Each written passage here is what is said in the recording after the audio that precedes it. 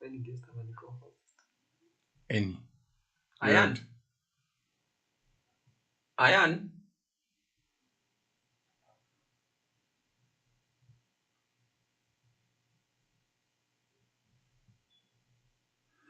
Hii wiki tunaweza.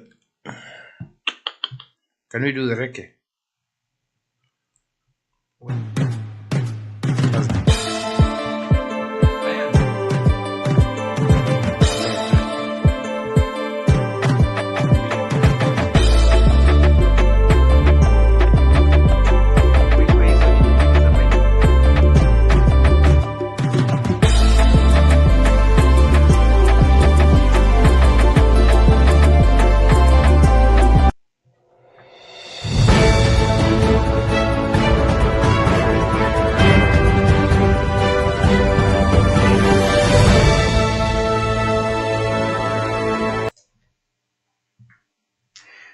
Good morning, welcome and thank you for joining us. This is Farmers Media and my name is Gyoshe Mbogwa.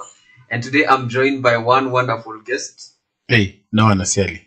Hey, when you introduce Ki wonderful. I know it has been long since you have been a guest. Yes. But it's good to have you. Yes, thank you. Yes. You can follow us in any of our social media handles. That is Facebook, X, and also on our YouTube handles at Farmers Media. Let's get to know what you're thinking about especially this week. It has all been about Africa Climate Summit, and this is what we are here to talk about Africa Climate Summit and its relation to agriculture.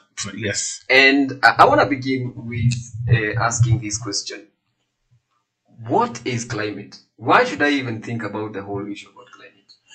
You know, there's something very interesting about that question, because I think most of the time that we talk about climate, it is some terminologies, it's some conch thing that we should be thinking about. But climate is just weather. Climate is just... It's just environment. It's just weather. Yes, because you can never say that, it reminds me of one of the former African presidents who, he was in a bus, and he said that please open the windows so that the climate can come in. so basically, it's just climate. It's just weather, and basically it involves things that go around it. So it could be the environment, it could be something that is happening in the skies, precipitation, evaporation, and all that. Yes, and so that I think has been confusion. Oh, okay. Yes. So I think that there has been a lot of standstill. Many people don't exactly know what to do in terms of climate, because sometimes when we think about climate, we only think about rain. Yes. And I think that is where the standstill in. I want to begin with this statement. We are not just a continent rich in resources. We are a powerhouse of untapped potential.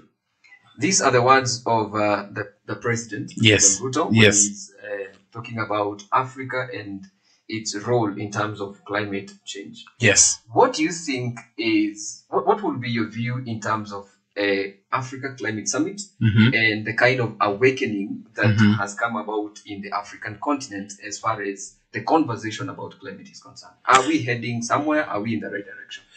Very good question, and I really support what the president has said across, whether he was talking about COP27, when he was discussing about when he was in France as well, raising the issues about Africa being involved in the discussions and not being paid for the solutions. And that statement is very clear. When it comes to climate change, Duncan, climate change affects the livelihoods of Africans directly, because the challenges that we are facing are because of some of the industrialized countries. So that is what has affected our climate. And in the end, it is not fair to say that we will come and pay smallholder farmers in Africa to do what? To plant trees, plant these as a way of reducing carbon emissions. What the president is actually putting across is, why are we being part of a small solution? Why are we being described that it's just one solution? The industrialized countries, the developed countries, have emitted gases for so long We're talking about things like the chlorofluorocarbons, the greenhouse gases. They have been emitted by the industrialized countries for so long. So we cannot be the ones coming to clean up their mess. We should be part of the solution and not being paid to do so, but actually being rewarded for doing it. When you pay someone and you're rewarding it, those are two different kinds. So when you look at it very critically, we are exporting raw materials, but we're not being supported to actually sell finished products. Okay. You get the scenario? Yeah. For example, we do a lot of coffee, tea, for even just French beans. I almost said mishiri, even French beans. But these things go out there and come back packaged, finished products. And I think we were discussing the other day, and just comparison of how much coffee is sold at the auction and tea, it goes there and comes back as green tea, refined purple tea, and it's just this normal tea we're drinking. But how then can we make sure that we are being counted and we are sitting on the same table, that these decisions are being made, and not people sitting on the table and saying, no, go to Africa and tell them this. Okay. We should actually be asked, why are we as Africa, what are you doing? The resources that are there, instead of those resources, because those resources are available, Duncan, for sure, because this is a punishment. And when you talk about carbon credits, it's a punishment. For you to pay, it is a punishment for you having emitted. But this punishment is like you're bribing. Basically, it's like a bribe. Like, oh, by the way, we did something wrong.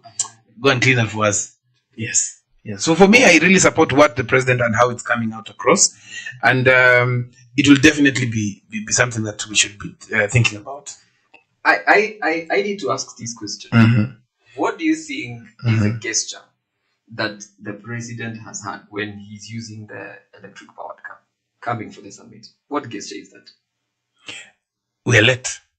We are late in doing some of these things. Okay. We are really late in doing some things. And if you look at what he's actually putting across, is that we then don't have to rely on the petroleum products that are coming from the Gulf.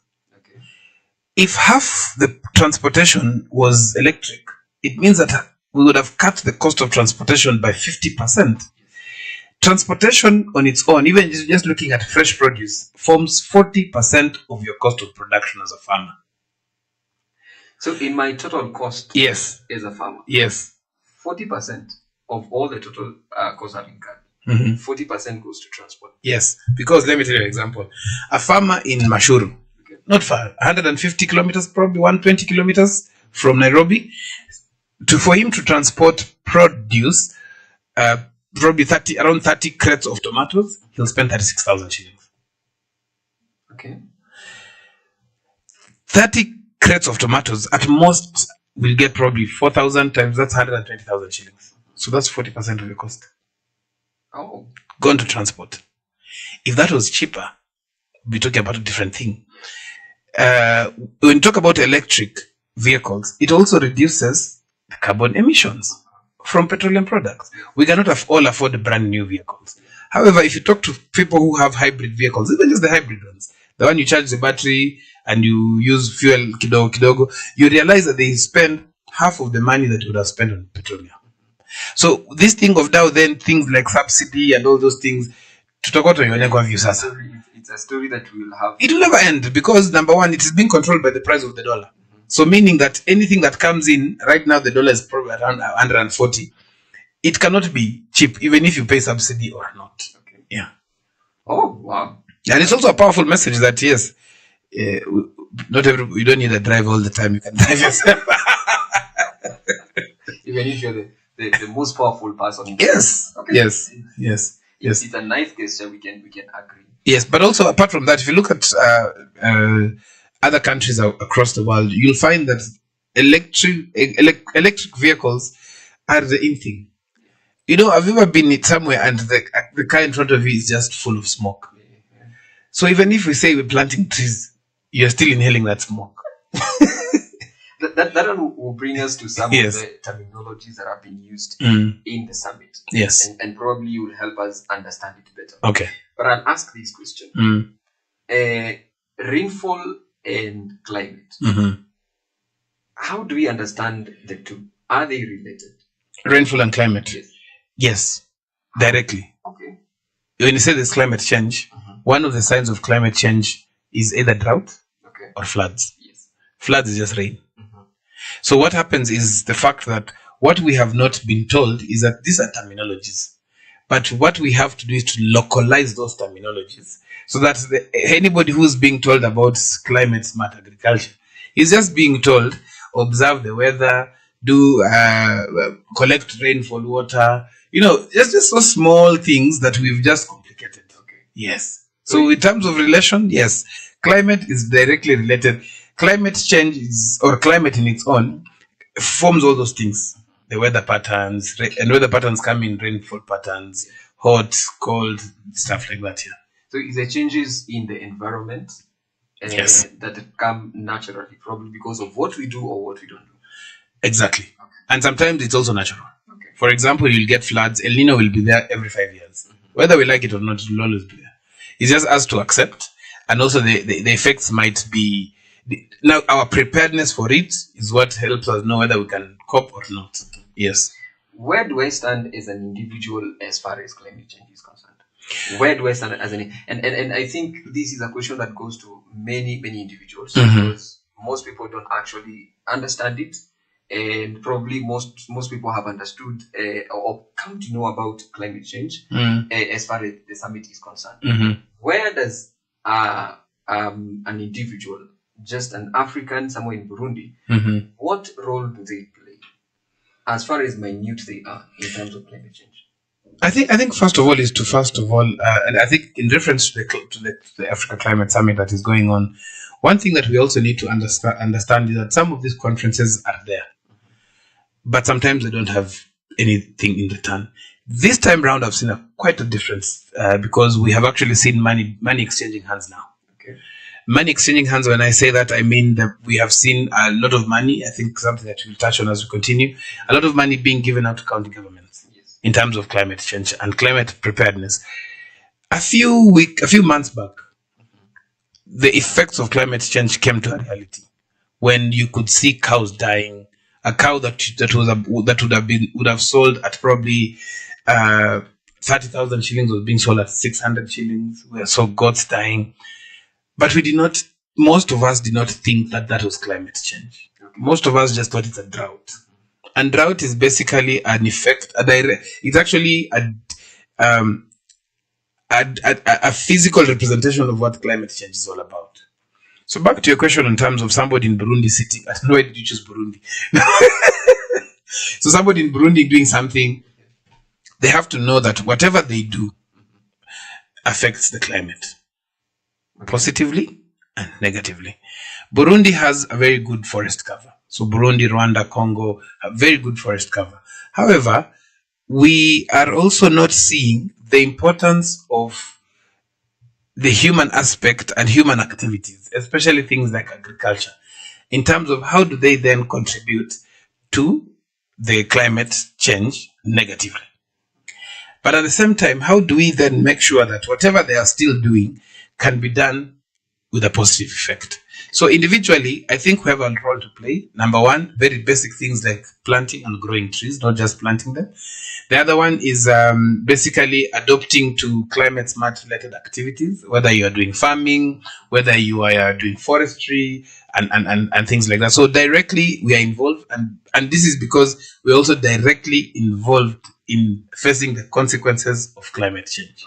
Yes.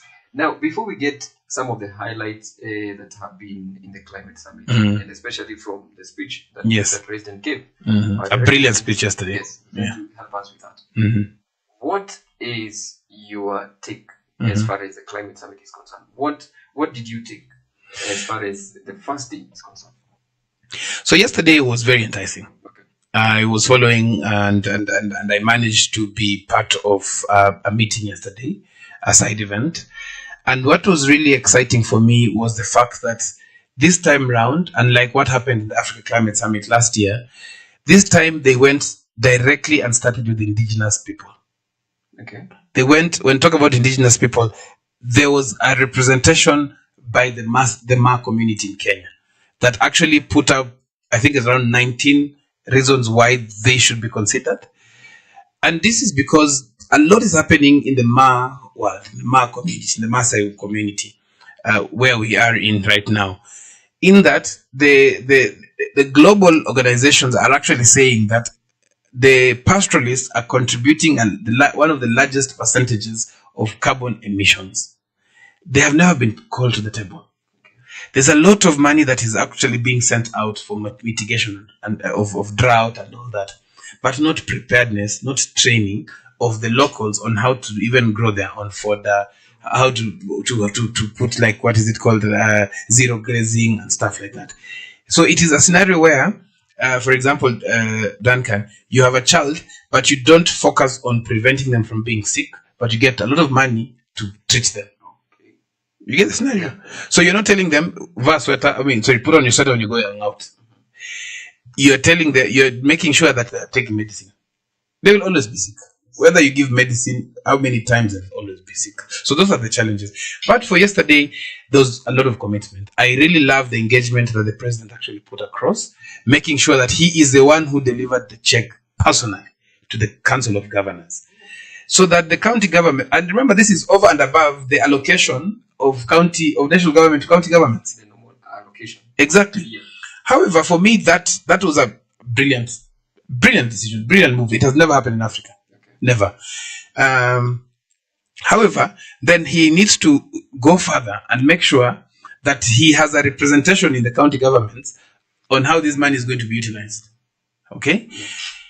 And also, what the next thing that I saw that was very interesting yesterday was the fact that the presidents who attended yesterday, they made a pledge.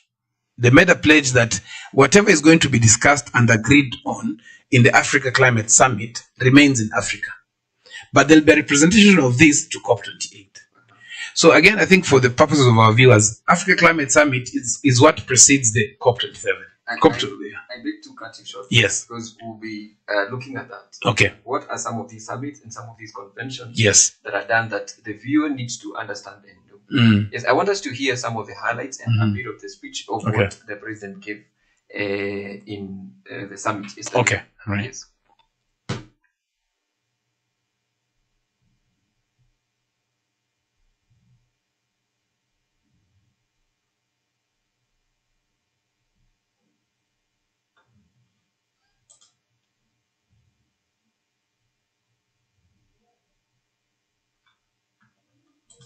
Africa, we can be a green industrial hub that helps other regions achieve their net zero strategies by 2050. So I think in other words, what I'm saying is unlocking the renewable resources that we have in our continent is not only good for Africa, it is good for the rest of the world. Because we not only are driving our own growth, but we are ready to share these resources with the rest of the world. And by doing so, we will assist the rest of the world in ensuring that we move towards the net zero target that we all set for ourselves.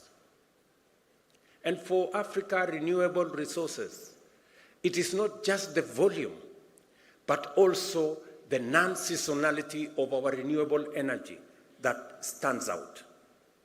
The nearly year-round sunshine makes Africa's solar potential particularly unique, perfectly suited to industrial energy demands, something that is challenging in other areas, especially in temperate climates. Kenya, for example, serves as a good example of what is possible. Our national grid currently operates at 3 gigawatts, with 93% of that power being renewable. Our ambition is audacious yet achievable: 100% renewable by 2030, and a 100 gigawatt grid entirely renewable by 2040. Okay. And the highlights is how endowed Africa is in terms of, depending on the natural resource, in terms of wind, sunshine, and the rest. And you're telling us about some of the highlights you had. Yes. There are some of these terminologies that have been used. There's a whole issue of carbon, decarbonizing, the green transport. What are some of these that probably help us understand? Yes. So probably let's go back to the president's speech. Yes. And for the purposes of our viewers, especially the farmers, Mm-hmm. if you look at it very critically, and this is something that really pains me, Okay. is the fact that I should add, because you are also a farmer. yes, especially now. This really pains me because Africa, and I'll speak on the sub-Saharan Africa in totality, because Africa is ripe for everything. When I talk about Africa is ripe for everything, there's no continent in the world that has sub-Saharan Africa in it that you can grow anything at any time. Mm-hmm. This is because we don't have winter. Yes. We don't have extreme heat. All we need is very basic. We just need water. Because if you have water, everything else falls in place. If you have water, because we have heat, we have the sun, we have the full sun. There's no part of the world that has 6-hour full sun across the year. There's no part of the world. There's no part of the world that has 6 hours of full sun. It means then why are we this behind? We are this behind because Africa, and I'll talk about now Kenya. Kenya is in reference to agriculture. It's an agricultural research country. Okay. Because it is the only country where you can come and test all seeds. Because you'll get feedback throughout. You'll test the seed in Kiambu or in Limuru, it's called. Test the same seed at the same time in Kajiado or in Machakos or in the coast. You can imagine still richness of the weather. Just talking about the weather. Because we're in the tropics, Okay. So in the tropics, it means that then we can be able to test for any pest, for any disease, and all that is happening. With the different conditions. And get feedback at the same time. Okay. If you were to do this, you would have to do in Europe, you'd have to choose the time that you can do it. You cannot do it throughout. Okay. So what the president was saying, and I think he was very polite in saying it. When I was watching him, he did not say it as the way he said it in France.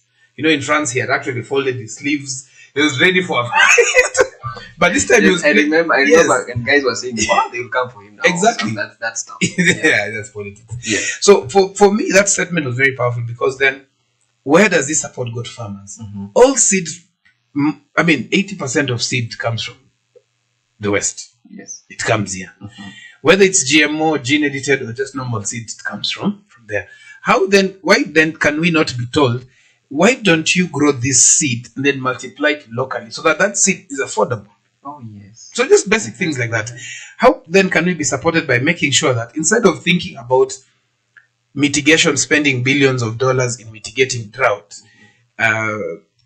we actually use it to prepare. For example, we are going to see a lot after El Nino. We're going to see a lot of aid coming in. There were floods in this area. Let's support. Why are we not seeing these water pans, water dams being constructed now? Why are we not exactly? Why are not we seeing farmers being told, by the way, you need to prepare your land here. This is how you should do it. Dig the trenches. In the trenches, not just a trench, plant bananas there. Things like that. Yes. But there's money to fight. Going back to the same example I asked you, you have a child. Instead of teaching them how not to be sick, you're teaching them how much medicine they need to take. Yeah, you need to remain warm. My friend, you'll be in hospital half the month. Yeah? Yeah. So again, so I think the president's speech, and I hope we'll be able to play other parts of the speech as well. When it comes to now the question about the terminologies, I think some of these terminologies have been put in place to serve some certain purposes. Okay. For example, if you talk about decarbonization, so decarbonization is basically like deforestation. It's opposite of deforestation. Okay. Because carbonization means there's a lot of carbon emission being emitted and in the atmosphere. Yeah. But decarbonization means then we are going to use other means of achieving the same goals, but with less carbon. Okay. So this would be like things like green energy, electric vehicle. But a green energy is just electric vehicle, solar, stuff like that. Okay. However, these things still have a certain crisis that we are also getting ourselves into. Which crisis? Solar is good, but solar panels might last probably at most how long? Probably 25 years. So you can imagine if we have 1 million solar panels, where do they go after 25 years? Okay. So we are still going. There's part of our population that is going to inherit a crisis. Oh, of transiting from. It is still plastic. Oh. Exactly. Okay. So I think when it comes to Africa, and I like the approach that the president put, and I like the fact that his speech was categorical. Yes, green energy, but we're not going to those circles of carbon credit and all this. He was very specific and said, green energy, our vehicles, he said he showed it by actually driving for 2 days. I think on Sunday he was in one. Yes. Yesterday he was also in one. I don't know how today looks like. But still, he also linked climate change and directly with agriculture. Meaning, when it comes to that and that part of the speech, he actually meant that, according to my understanding, we can grow and feed Africa, the world. Yes. But Africa, with all the good weather, full sun, let me tell you, Duncan, I remember, I think you must have done agriculture and you remember photosynthesis. Yes. It's basically the production and manufacture of food for the plant. Yeah. You have that every year. Every day, close to 80% of the year. We don't have that in Europe. So we can actually say that agriculture is, I think, one of the most important venture that the Africa continent can venture and invest on. It's the only. It's the only. The rest we leave to the world to bring us. We don't need to come and start manufacturing solar panels. Okay. That's not our core. But anybody manufacturing solar panels need to eat. Wow. Okay. So if you have bananas, and for me, I normally attack some of these opportunities and say, why is it that a lot of money is being given to startups? Because for me, I think it is because they want to just steal that idea. They fund it, pay you for your thinking, and go. How many growth stage organizations are being funded? Okay. But there's always a startup being funded. Is it that because the other people who started these things 10 years ago, 5 years ago, are not brilliant and they need funding to push to the next level? Or maybe they have stabilized? Yes, but probably there's something that is needed. Okay. And if you look at it critically, that there's a disconnect that is there. But anyway, coming back to the discussion that we have, the disconnect again in relation to the discussion we have is farmers in the villages are also being told about carbon credits. But they're being told, if you plant trees, we will pay you. But they're not being told, if you plant trees, have cover crops, you are fixing your soil. But over and above fixing your soil, we'll also reward you. So farmers will plant trees because they know they will be paid. So when they don't pay, you don't pay them, they cut them down. And they complain to the government and Exactly. Yeah. Yes. Oh, okay. Yeah. So that simply means there is a whole lot of information that needs to be given to that farmer on the ground in terms of what they should be doing. Yes, and that then is a direct relationship between the county governments and the farmers. Okay. Because that's where the extension officers come in and play a very critical role. And I hope part of the money that is being given to counties is going to also raise the status of the extension officers, county-based, because agriculture has evolved, so that they can now be prepared for climate-friendly activities, climate-smart agriculture to support the local farmers. Okay. Yeah. Just a quick question. There have been changes in the climate, especially in terms of patterns. Yes. How does a farmer approach this?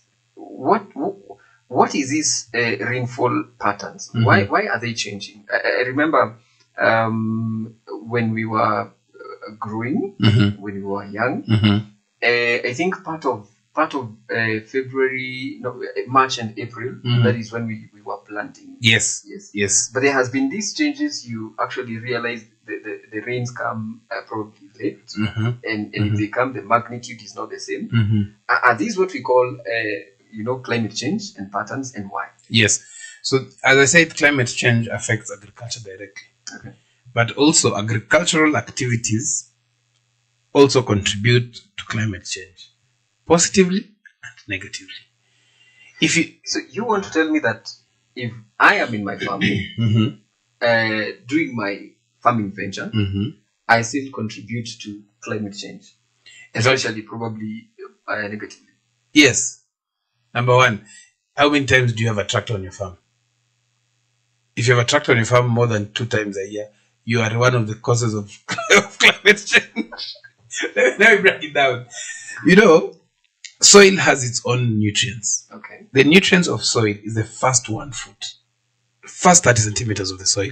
In fact, in some soils that have been used for I've never been used, is the first 15 centimeters. Okay. Okay.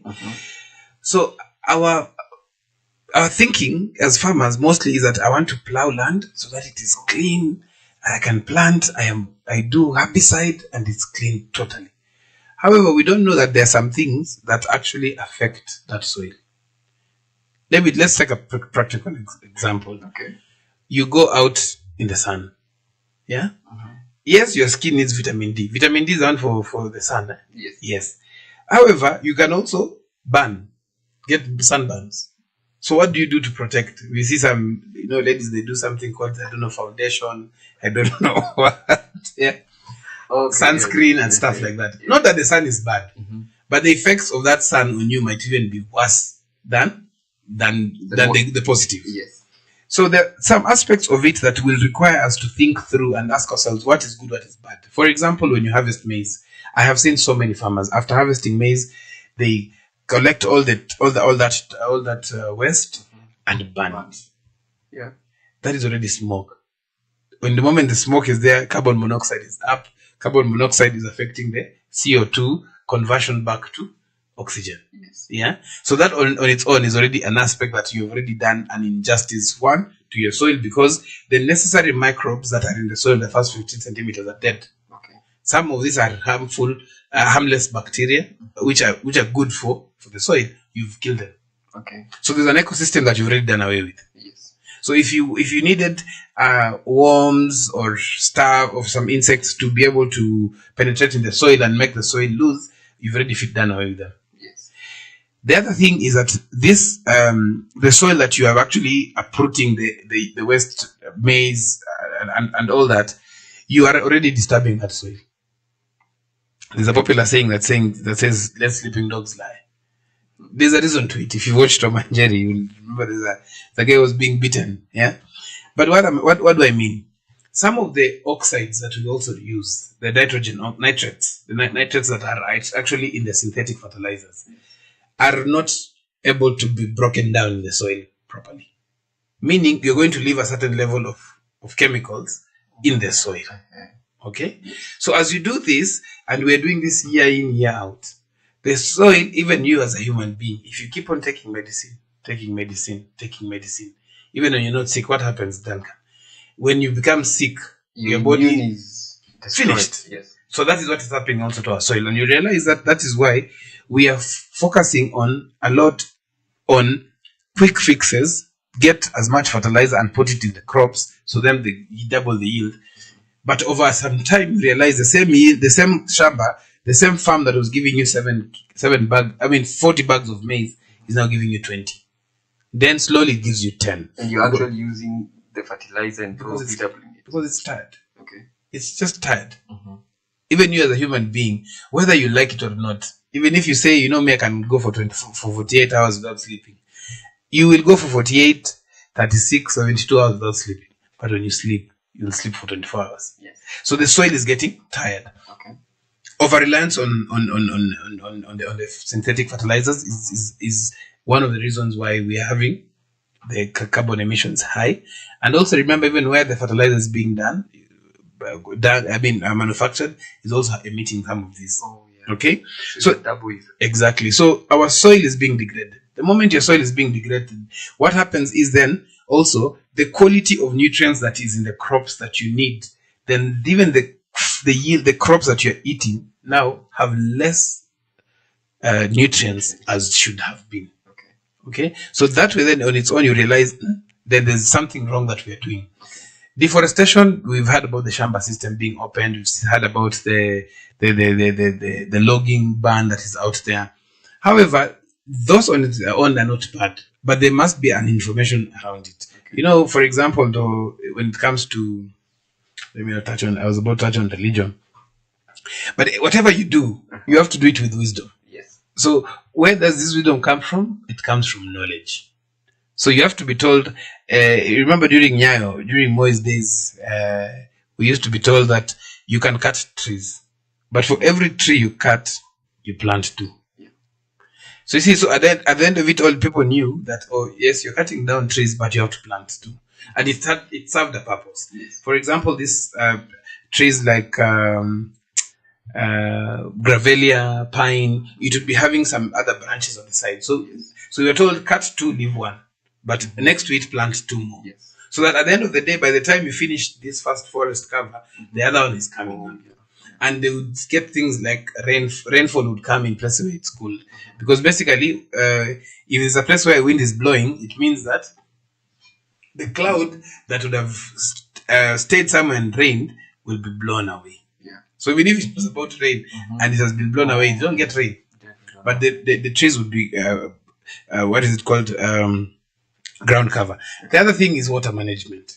When it comes to activities that agriculture have contributed, unless we have mechanisms of harvesting water and using water efficiently, Okay. we will be losing a lot of water. The more water we lose, the drier our soils are, and the drier our soils are, the more carbon that is emitted directly from the soil.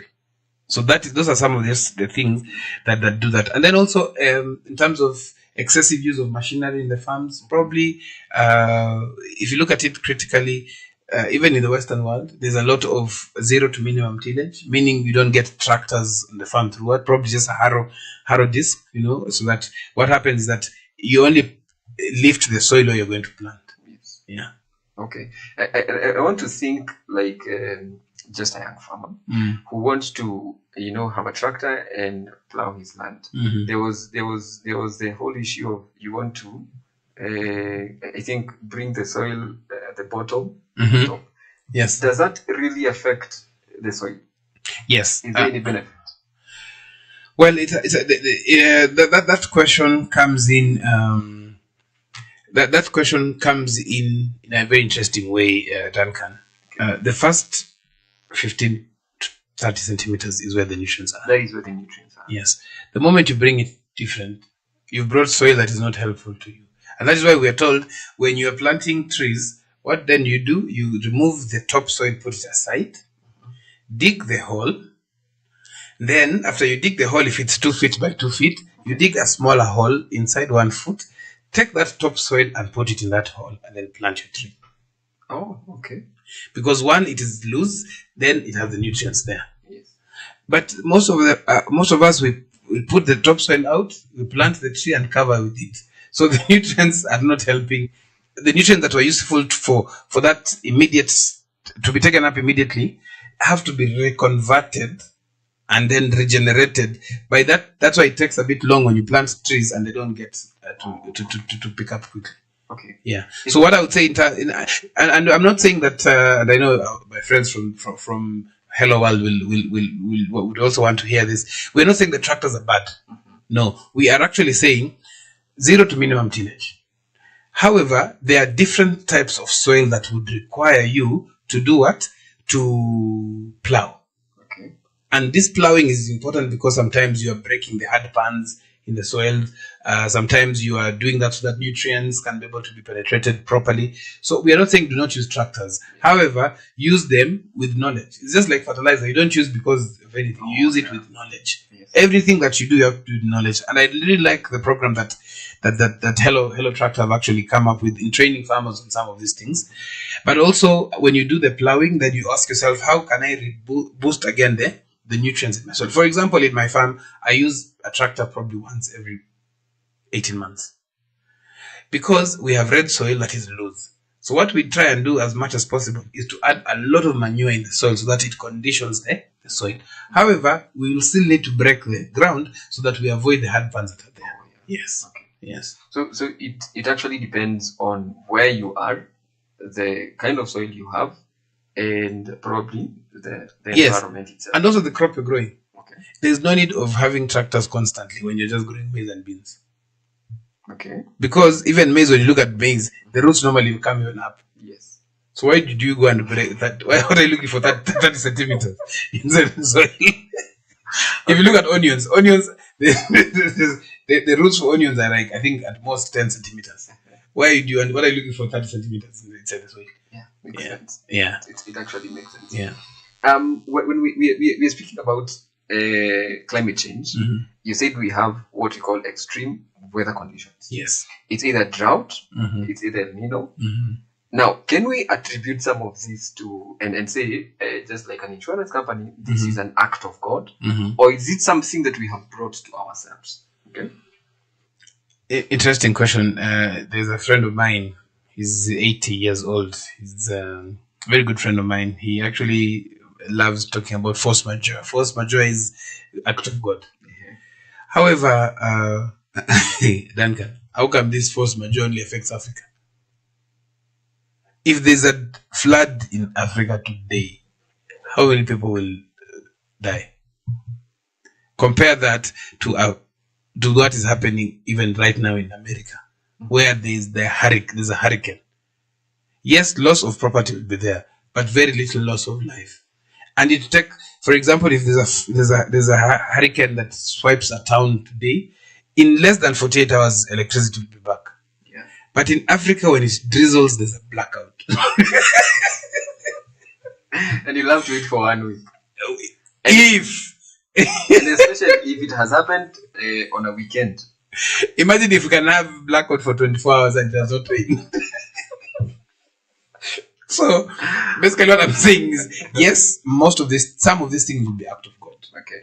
But then how then do we work around protecting ourselves, preventing or coping with it so that it does not affect our daily lives? Because there are things that you can't change. For example, the dust in Kitengela, you cannot change now. But can we construct roads? Yeah. You get the scenario? Can roads be constructed? The rain that will rain in Kitengela, it will swipe even the Maram roads. We will have to go back again and do them again. But could we do trenches along the road so that when it rains, even if it's a Maram road, the rain water goes on the trenches and flows? Yes. Yeah. But in Kitengela, where will the water float? Africa amazes me. So No, I want to ask this question because Yeah. you said in terms of El Nino, yes, it happens after every 5 years. 5 years. Yes. But you see, we need to know where El Nino is coming from. Okay, so where is it coming from? El Nino is something similar to, because where does it originate? If you look at even the map, it originates from the sea. Yes. So it's a natural occurrence. We cannot change it. But why do we have hotels next to if you look at across the world, there are no hotel. There's normally a road between the ocean and the hotels. But here we have hotels that now actually what sells is this hotel is beachfront. So that we have a very big discussion.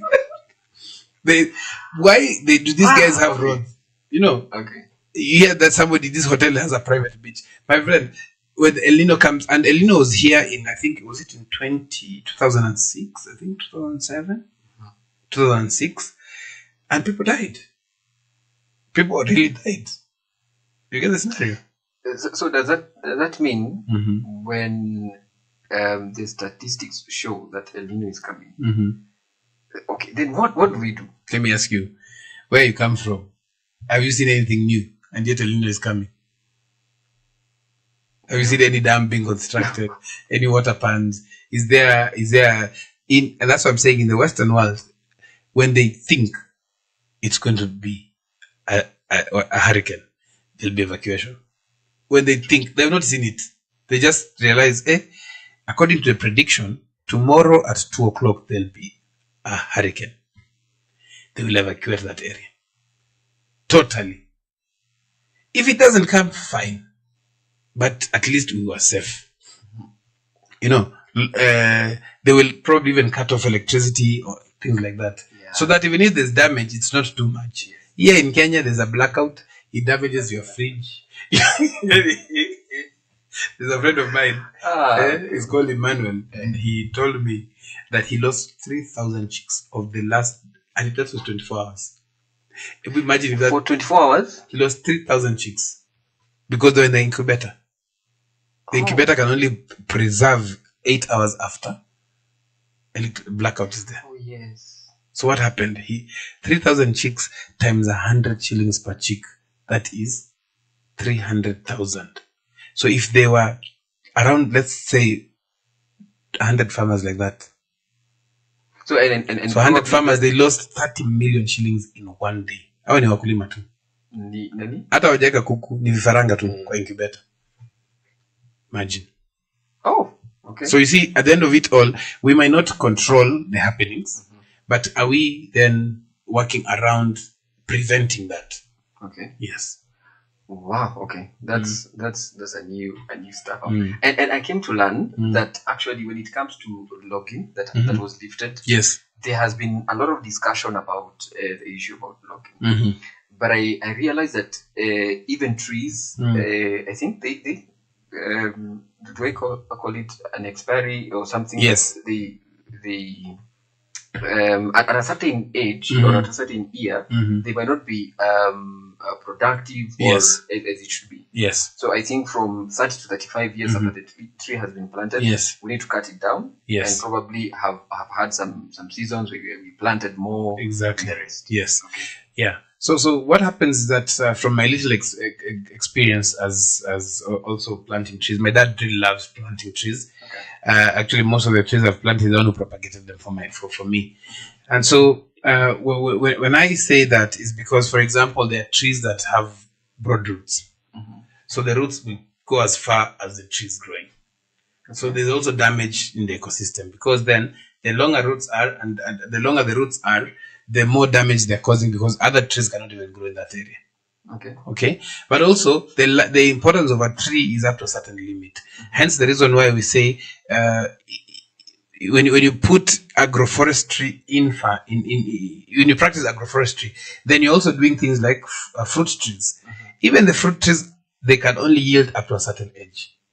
Oh, okay. A fruit tree cannot yield all its life. You need now to start changing things, However, there's also the importance of intercropping, even if they're trees. Okay. That's why you find in some of the big forests, you will not get one type of tree. You'll get probably like 10, 20, even probably 200 different, because each of them serve a purpose. There's one that will create an environment where other trees will grow because of the shade. There are those ones who will compete because of the sunlight, and probably these are the ones that don't have many branches, stuff like that. So every tree has a certain purpose it's serving, and that's why we tell farmers, even if you're doing agroforestry, don't go and plant 10,000 avocado trees, mix them up with some other trees, yes. And also have a crop that is under like a cover crop. Yeah. Now, when you're talking about climate change and the different changes in the patterns, what are some of the effects that have come as far as Africa is concerned and as far as Kenya is concerned in terms of the changes in the patterns in rainfall and climate? And which areas have been adversely affected? I think the first area that has been adversely affected is agriculture. Okay. Because change of climate, in most instances, it's extreme weathers. Okay. The effects of climate change is normally extreme weathers, either extremely hot or extremely cold. And we've seen the climate that has changed, although somebody was saying that this issue of climate change is just story ajaba. It's just a story that is going on. Why? Because it's the same story that is being told over and over, but there's no end result to it. If you ask anybody in climate change what is the end result, they might not tell you. However, there are things that we cannot lie. If it's too hot, your crops will dry, or you will need to use more money in watering them. Okay? So when I say the effects affects especially agriculture, is because number one, loss of food is a direct loss of food. In that, if you can see, for example, in an area like Kitengela, even some parts of the arid areas, you are seeing now, we are actually hearing that most of the boreholes are now drying. And the moment boreholes start drying, any farmer that is relying on boreholes for irrigation starts suffering. It means that there's a lot of money that you already put in the farm that you're just about to lose because of water.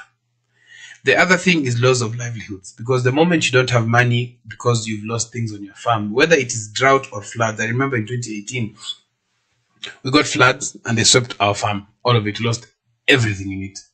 Oh. Everything. We had onions that we were just about to harvest. We had greenhouses. It brought a lot of silt on the land, meaning that now that soil had ceased being productive anymore until it had to be taken down. Because see, that's you're putting a layer of probably 60 centimeters on top of the healthy soil. Yeah. It means that this has to dry. You have to work around it. We got a lot of sand. I wish I was able to sell that sand. And so that already on its own plays a very important role. Soil degradation, again, is something that is an adverse effect of climate change. Hence the reason now anybody who has been farming for the last probably 5 years will tell you, let it come, and let it, even that El Nino to come. Okay. Because the soil also needs to be aerated. Water needs to penetrate. Some of the water will be passing underground so that it brings out the new in it. Yes. Oh, okay. Yeah. Before we take a short break, I visited some parts, I think in Limuru, and I realized that they had planted maize, and the maize was nearly, harvested. Yes, not even harvested. It was green, but I think there was the mist and the rest. So it actually destroyed all the crops. Yes. So they didn't harvest. In fact, even the green maize itself. Is this part of climate change, or is this part of I as a farmer, I actually have no knowledge of what I should be planting as far as the weather patterns are concerned in my area? In fact, what you've said, we can end the show there. Okay. But anyway, yes. So most of the time we lack information. Remember I told you that most of this wisdom comes with knowledge. Yes. This knowledge is actually things that we have been trained. But it's because one of the challenges that we have in Africa in totality is that farmers make emotional decisions. We do not make business decisions. Okay. So when I talk about emotional decision, it means I want to plant cabbages now. I will plant cabbages. Nobody will stop me. But I need to ask myself, if I plant cabbages, what will be the weather be like when it is growing, when I'm harvesting, and what will the market be like? Okay. So that and then what extra do you require? For example, if anybody who has been planting any crop from beginning of probably July, August, has had to use irrigation. So there's a cost element there of water, either pumping, either storage, either buying, that is there, that has been added onto the cost of production. However, if they did their mathematics right and have all factors constant, it means that they will be in the market a month or even two before the rest of the farmers who plant with the rains. Okay. Meaning the prices they'll get premium prices. Okay. That's the catch. Well, because in fact I asked, and someone told me, in fact, those farmers who were late in planting, they have actually harvested nothing. Those who planted on time, yes, they have had a harvest. Yes, they've had a harvest, but however the prices have been low because all of them are in the market. Yes. So those ones who planted late and they had irrigation, it means that they were selling a bit late, and that is why you find, number one of the things is the cost of onions, which has never been 200 shillings, is now 200 shillings.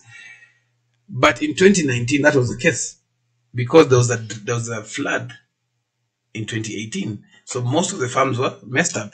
So anybody who had crop in 2019 was fortunate. Okay. But coming to 2020, there was a lot of rain in 2019. And then all of a sudden there was no crop. So in terms of the getting back to your comment also, is the fact that activities for your farm have to be planned based on the weather.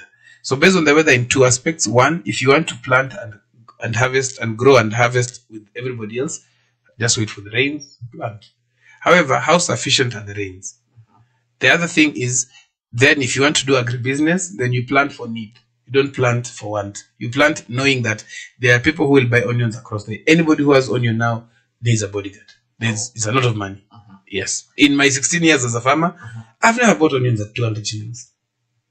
Oh. No. Okay. Yeah. Now, I know we'll have the rest coming up. Yes. But I want us to end with this specific point. I don't know if you're going to exhaust it. Government policies that are put in place as far as climate is concerned and climate changes is concerned. What are some, and that's why I asked, what should we expect at the end of this summit? Again, when you talk about the summit, I think the summit should just be a way of raising awareness, what we are doing and all that. A lot comes in after. Okay. So after is asking ourselves, the money that has been 7 billion that has been given to the counties, was it a request from the counties, or is it a need that the government has seen that the counties require? Because climate department as a ministry, I mean, if we were to call it that way, is not a devolved function. However, the use of this have to be devolved in a way. There's also a lot of support that is coming from other organizations, other funding institutions that require some elements of it to be used, of that funding to be used in a certain way. How is that being used? And for me, the critical bit is, how do we then support I'm biased towards agriculture. How then do we support agricultural activities that revolve in and around climate-related activities? So be it how many dams are being constructed, how many irrigation systems. When it comes to government policies, how come we're not seeing a very strong policy on every house to have water harvesting, equipment, or water harvesting like the gutters and the rest? So for me, it should go beyond that conference. But since it's not new, we knew that we'll have this conference this year. What has been done to showcase that we are preparing ourselves, not only for the climate, for the summit, but also for things like whether it is El Nino or La Nina. Okay. Yeah. Finally, what are some of the summits, organizations, forums, and meetings that Africa probably is looking towards, or the world is looking towards as far as agriculture is concerned? What are some of the forums we should be waiting? So currently we have 3 going on.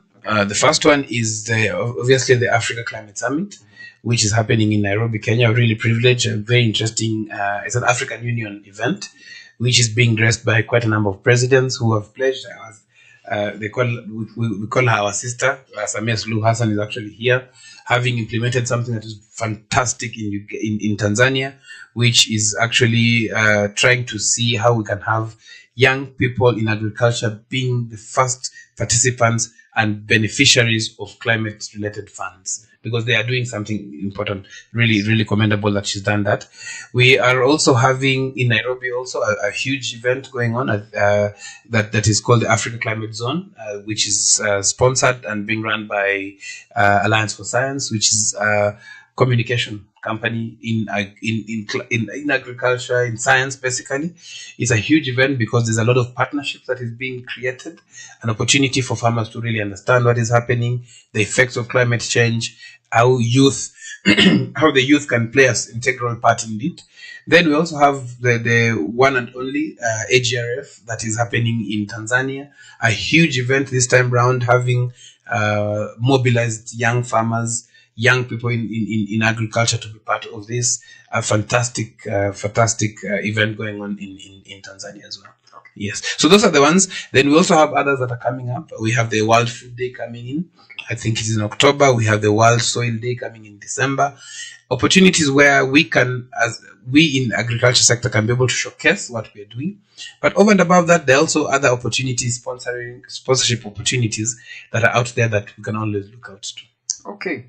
I think the parting shot for this is there needs to be a lot of dissemination of information to the African farmer, to understand, farming and the right way of doing farming and what to plant. Yes. We can get there. What is your parting shot for this segment? For this segment, I think it's just to get to understand what is happening. Yes. I don't think we should continue, especially as farmers and those in the agriculture sector, to continue thinking that the only thing we can do is to sell and buy seeds and sell produce. We need to make climate smart related decisions that you can that prove that you are aware of the happenings around you. Okay. Yes. Well, it's my joy that you have learned one or two, three ideas and items you can put on your farm, and even look up on any other information that can be beneficial to you as a farmer and to you and to your enterprise. Thank you for joining in. This is Mid Morning, and my name is Gyoshe Mbogwa. Remember to follow us in any of our social media handles: YouTube, Facebook, and X at Farmers Media. Thank you for joining us. See you then. Africa possesses all the necessary conditions to realize this future. Our foremost asset is our young and growing young people and workforce, educated, skilled, and motivated to pursue industry, innovation, and enterprise. And we saw them here speak ably this morning. And I congratulate the young people who've been here for the last 3 days, and they have done a tremendous job in the Youth Summit. We have ample renewable energy potential as well, and the natural assets and resources to green our own consumption, but also to meaningfully contribute to decarbonization of the global economy. We must see in green growth not just a climate imperative, but also a fountain of multi-billion-dollar economic opportunities that Africa and the world is primed to capitalize.